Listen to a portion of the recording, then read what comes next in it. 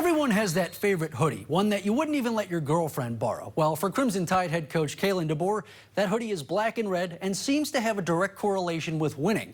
Take a minute to smell the roses because Alabama is heading back to the Rose Bowl in Pasadena after defeating Oklahoma in the first round of the college football playoff. From grounded flights and locker room fights to 30-point nights, the Auburn Tigers have done it all this season, and they're not done yet.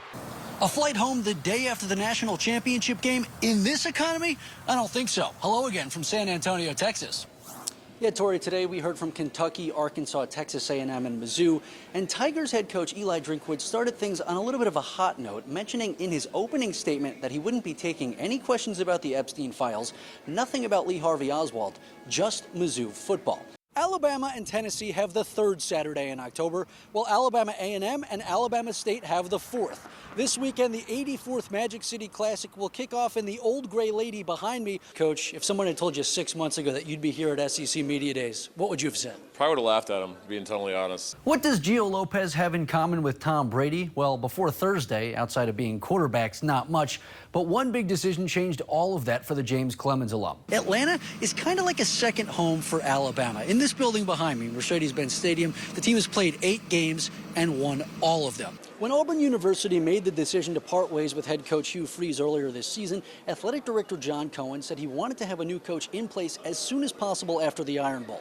While less than 12 hours after the final whistle, he had his guy. Planning ahead is such a big part of life. It's why we have calendars and insurance, but no one, and I mean no one, plans for the future more than college football teams. What do you do when you've got a bad taste in your mouth? Some people rinse with mouthwash, others chew gum. Well, here in Tuscaloosa, the Tide just dominate opponents. In these types of conditions, there's one question that everybody has because it's the real gauge for what the weather's looking like. And the question is Waffle House open? Well, we can confirm that in the 5 Points area, yes, Waffle House is open. We are in the parking lot right now. They say there's nothing like going home. Well, tomorrow night, the Huntsville Havoc will play at the VBC for the first time this season. The squad won their opener against Roanoke on the road last week, but one player has had October 24th circled on his calendar for quite a while. After all, it'll be the first time the Huntsville native plays in his hometown as a professional.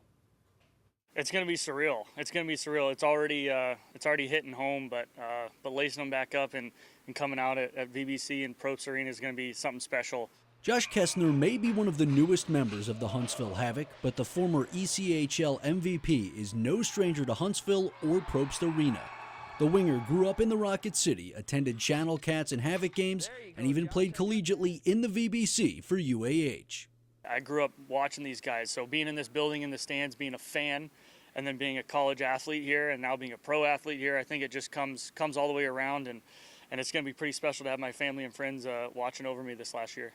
After his days as a Charger, Kessner played professionally in Canada, Ohio, Finland, Russia, the Czech Republic, and Slovakia, but he wanted his final chapter to be written in Huntsville in the same building where his story started. I mean, literally, my mom did, she went into labor at a UH game in 1993, and so I thought I'd finish my career where I started, and I don't think any better spot than the Havoc. Kessner hasn't played at Probst Arena since the end of his senior season in 2018, but that'll change on Friday night. Oh, man.